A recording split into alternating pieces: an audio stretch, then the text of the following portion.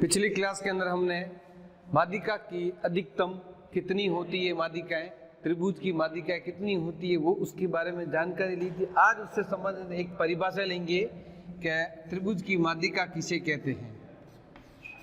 किसी त्रिभुज के शीर्ष से सम्मुख भुजा पर, या कह सकते हैं सम्मुख भुजा पर डाली गई रेखा को, या ऐसे बोल दो किसी त्रिभुज के शीर्ष से सम्मुख भुजा के मध्य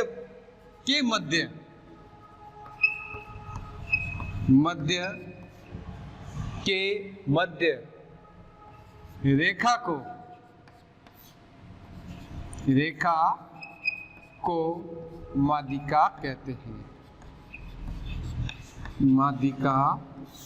कहते हैं। वापिस सुन ले है कि त्रिभुज की माध्यिका किसे कहते हैं। किसी त्रिभुज के शीर्ष से सम्मुख भुजा के मध्य रेखा को माध्यिका या त्रिभुज की माध्यिका कहते हैं। अब एक चित्र से समझेंगे। जैसे ये आपका त्रिभुज है समबाहु त्रिभुज। कौन सा है? समबाहु त्रिभुज। त्रिभुज के अंदर भुजा के आधार पर आपको मैंने बताया जो 3 प्रकार की त्रिभुज है, वो तीनों चित्र बना दो, उसके साथ में समझ जाएंगे कि माध्यिका किस में होती, किस में नहीं होती, कितनी होती है वो। तो सेकंड पॉइंट है इसका समद्विबाहु त्रिभुज। समद्विबाहु त्रिभुज, इसका चित्र ये देख लें। और लास्ट इसका पॉइंट है विषमबाहु त्रिभुज। विषमबाहु त्रिभुज, ठीक है, इसका चित्र देख ले। देखो अब इसके बारे में पढ़ेंगे। समबाहु त्रिभुज नंबर 1, समद्विबाहु त्रिभुज नंबर 2, विषमबाहु त्रिभुज नंबर 3। अब इसमें ये देखना है कि माध्यिका इसमें कितनी होती है। समबाहु का मतलब होता है 3 भुजाएं बराबर, ये भुजा और ये भुजा बराबर होती है। तो इसके 3 शीर्ष होते हैं, P, Q, R, नाम दे दिया। सामने वाली भुजा पर मध्य होना चाहिए, यानी ये जो रेखा इसकी मध्य में, तभी कहलाएगा इसकी माध्यिका कहलाएगी। ये बिंदु P से गया, ये बिंदु Q से, ठीक है, और ये बिंदु R से, ठीक है। आप नाम दे दो, ये A, B और C, ठीक है। तो समबाहु त्रिभुज में माध्यिकाएं कितनी होती है? 3। समबाहु त्रिभुज में माध्यिकाएं कितनी होती है? अधिकतम कह दो 3 ही होगी, 3 से ज्यादा नहीं होती। समद्विबाहु त्रिभुज, इसका मतलब होता है इसकी कोई 2 भुजाएं बराबर होती हैं। कितनी? कोई 2 भुजाएं बराबर होती है। तो इसमें ये ध्यान रखो, इसके अंदर एक ही माध्यिका होती है। जो 2 रेखा निकल रही है, जिस शीर्ष ये इस बिंदु से 2 रेखा निकल रही है, ये दोनों भुजाएं बराबर है, इसलिए इसकी माध्यिका कितनी होगी? 1। और विषमबाहु त्रिभुज में कोई माध्यिका नहीं होती है। नहीं होने का मतलब होता है 0। क्या होता है? 0। यानी समबाहु त्रिभुज में माध्यिका 3, समद्विबाहु त्रिभुज में माध्यिका 1 और विषमबाहु त्रिभुज में 0 होती है। एक थोड़ा ध्यान रखोगे, समबाहु त्रिभुज के अंदर जब तीनों माध्यिकाएं मिलती हैं और जहां पर मिलती है इसका बिंदु जो बनता है वो ये है, इसको हम कहते हैं केंद्रक। इसको हम कहते हैं केंद्रक। ये है माध्यिका और साथ में एक त्रिभुज का ध्यान रखना, समबाहु त्रिभुज के अंदर ये इसका बिंदु कहलाता है केंद्रक, ठीक है। ये आपको पॉइंट था माध्यिका। अब है नया पॉइंट शीर्ष लंब। क्या है? शीर्ष लंब।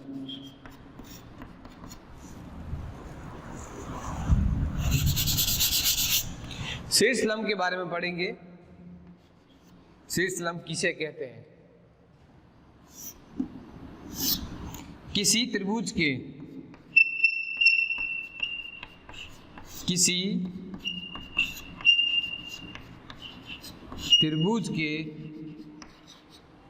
शीर्ष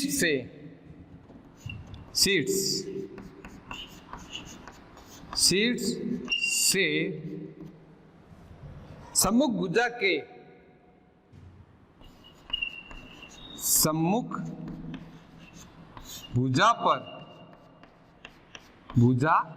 पर लिखना। से लिखना तो अलग परिभाषा बन जाती है, लैंग्वेज सही होनी चाहिए। सम्मुख भुजा पर डाला गया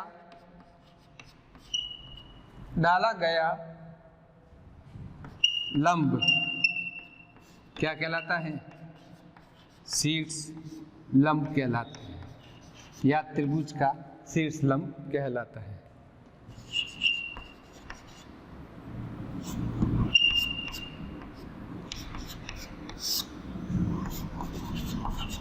यानी त्रिभुज का शीर्ष लंब किसे कहते हैं? किसी त्रिभुज के शीर्ष से सम्मुख भुजा पर डाला गया लंब शीर्ष लंब कहलाता है। जैसे ये आपका चित्र है, इसी को अलग से, ये इसी को ध्यान में रखते हुए बढ़ा रहे। वापस चित्र एक अच्छी तरह से देखना। ये आपने चित्र बनाया त्रिभुज का, ठीक है। परिभाषा ये बनती है कि शीर्ष से सामने वाली भुजा पर एक सीधी रेखा निकलती है। कैसे निकलती है? देखो, ये लंब डाला है इस रेखा के ऊपर, तो ये जो लंब डालता है तो उसका सिंबल इस तरह से बनता है। यानी देख लो इस तरह से, ये कहने का मतलब होता है इस पर एक कोण बनता है। वो कोण बनता है 90 डिग्री का। किसका बनता है? 90 डिग्री का कोण बनता है, इसलिए इसको कहते हैं शीर्ष लंब कहते हैं। ये इसका नेक्स्ट पॉइंट। इससे पहला पढ़ा माध्यिका, अब है शीर्ष लंब से संबंधित ये जानकारी। इसके बारे में इससे आगे पढ़ेंगे। त्रिभुज के दो भुजाओं का योग या अंतर। योग होता है तो क्या कंडीशन बनती है, अंतर होता है तो क्या कंडीशन होती है, उसके बारे में।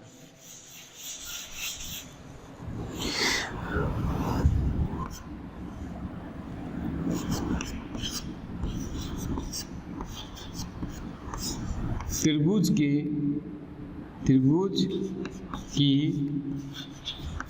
कोई दो भुजा का योग, अंतर भी कहा है मैंने, ठीक है ना। तो योग और अंतर के रूप में क्या होता है वो ध्यान रखेंगे। ध्यान रखो, त्रिभुज की कोई भी दो भुजाओं का योग, योग का गुण धर्म है कि त्रिभुज की कोई दो भुजाओं का योग तीसरी भुजा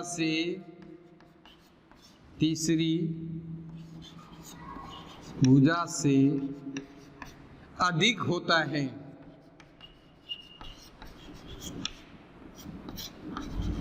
तीसरी भुजा से अधिक होता है, ठीक है। ये फर्स्ट पॉइंट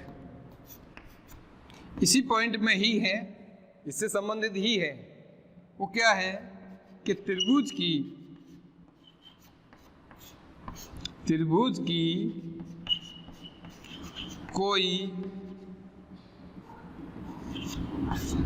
कोई दो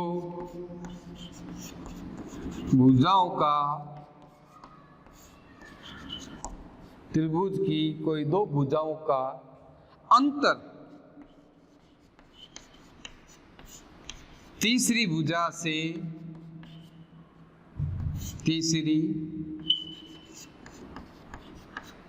से कम होता है।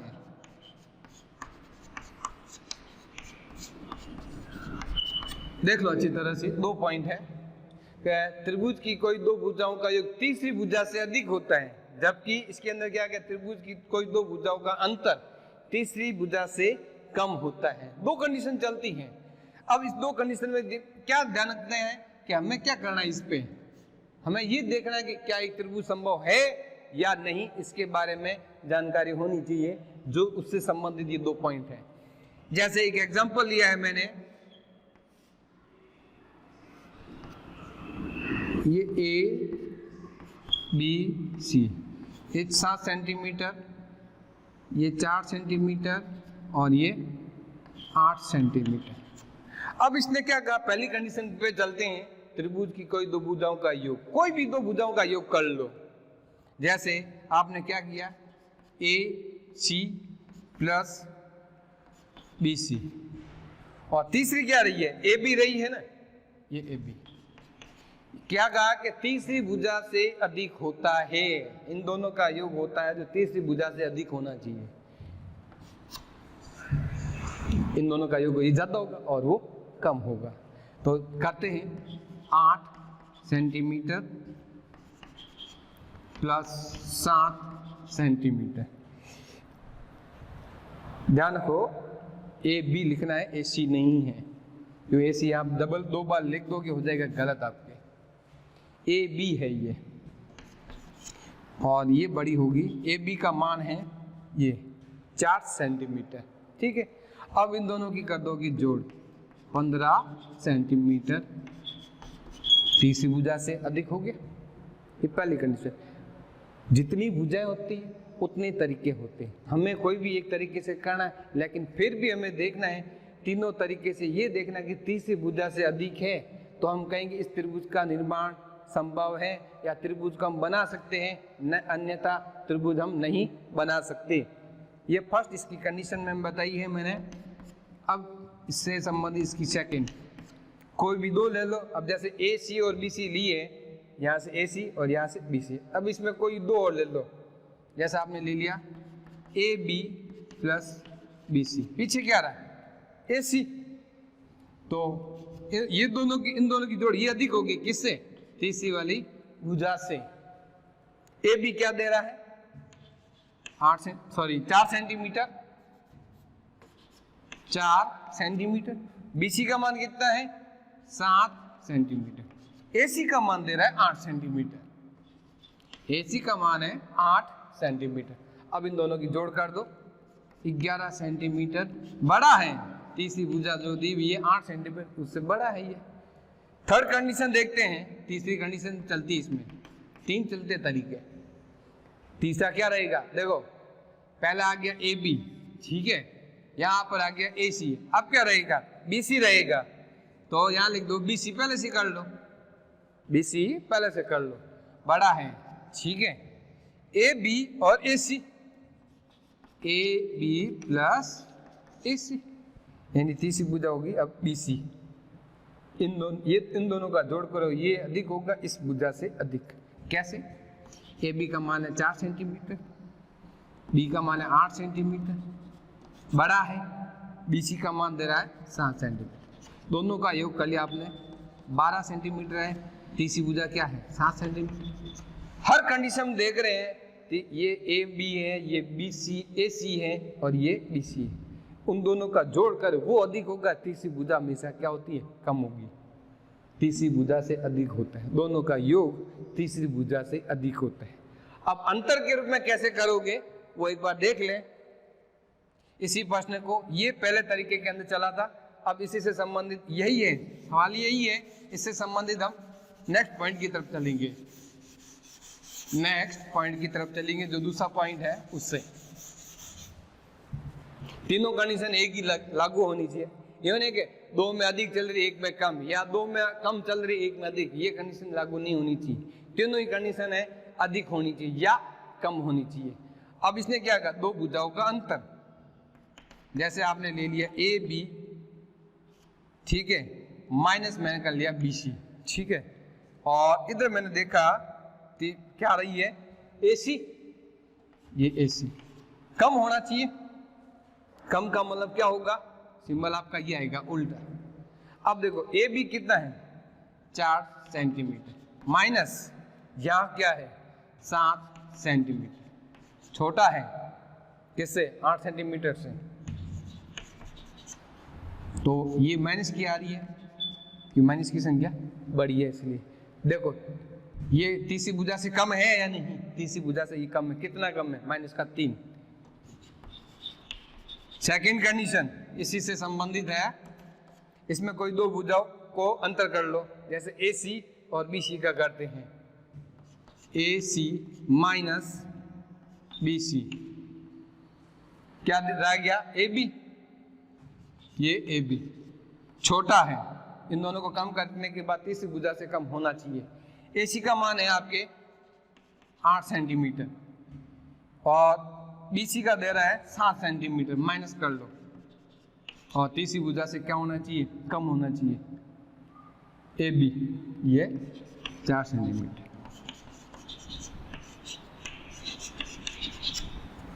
ठीक है, और थर्ड कंडीशन में देखते हैं,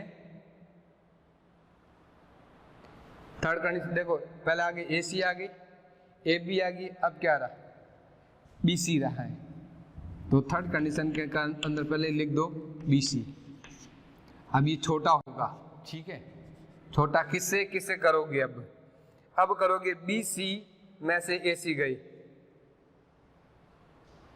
बी सी में से ए सी गई, या ऐसा कहोगे ए बी में से ए सी कर दो, या ए सी में से ए बी कर दो, किसी को किसी में घटा दो, ए सी माइनस आपने कर दिया A B, A C minus A B कर दिया, ठीक है। अब देखो ये है 8 सेंटीमीटर, ये है आपके 4 सेंटीमीटर, ठीक है, और तीसरी कंडीशन क्या बी सी है, बी सी आपके 7 सेंटीमीटर, यह आ गया 4 सेंटीमीटर। और एक हमेशा ध्यान रखना, कभी भी माइनस में संख्या नहीं आएगी, इतना भी ध्यान रखना हमेशा, इसलिए आप क्या कर दो, जो संख्या बड़ी है उसको पहले लिख दो, छोटी है उसको बाद में कर दो, लेकिन ये ध्यान रखना तीसरी भुजा से क्या होना चाहिए कम होना चाहिए। तीनों कंडीशनों में यदि ऐसा लागू होता है तो हम कह सकते हैं ये इसका गुणधर्म है, नहीं तो ये गुणधर्म नहीं है। पहले आपने सीखा योग के रूप में, अभी आपने सीखा अंतर के रूप में, और अंतर में भी ध्यान रखना है माइनस की संख्या नहीं आनी चाहिए। मैंने एक बॉक्स बनाया है, आप क्या करोगे 7 सेंटीमीटर माइनस 4 सेंटीमीटर करना, 7 सेंटीमीटर माइनस 4 सेंटीमीटर, जिससे क्या है कि माइनस की संख्या नहीं आए इसलिए, ठीक है। ये है कोई दो त्रिभुज की कोई दो भुजाओं का योग एवं उसके गुणधर्म से संबंधित। अब नेक्स्ट पॉइंट है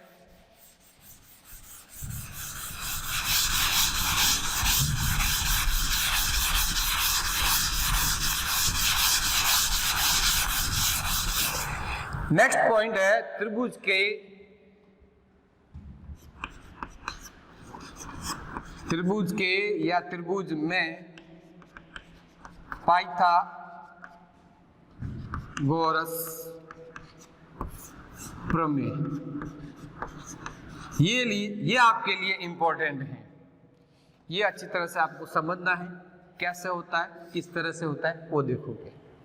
हमेशा ध्यान रखना पाइथागोरस प्रमेय लागू होता है तो उसमें ये ध्यान रखना त्रिभुज कोण के आधार पर, मैंने आपको बताया थे 3 प्रकार के होते हैं, एक होता है न्यून कोण, दूसरा होता है समकोण, तीसरा होता है अधिकोण। और आपको ध्यान रखना है समकोण के बारे में, कौन सा त्रिभुज समकोण त्रिभुज।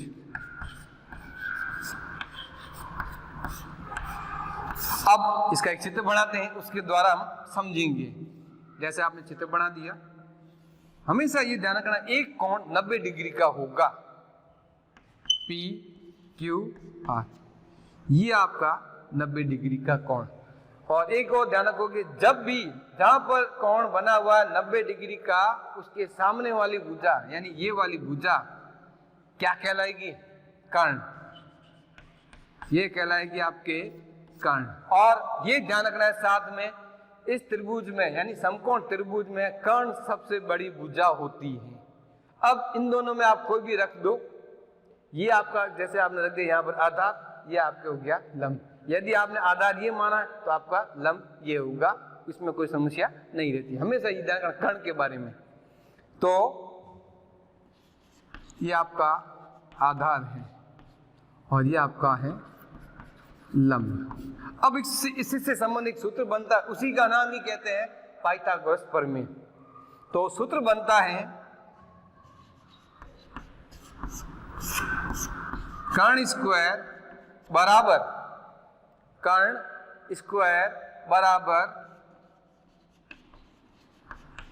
आधार स्क्वायर प्लस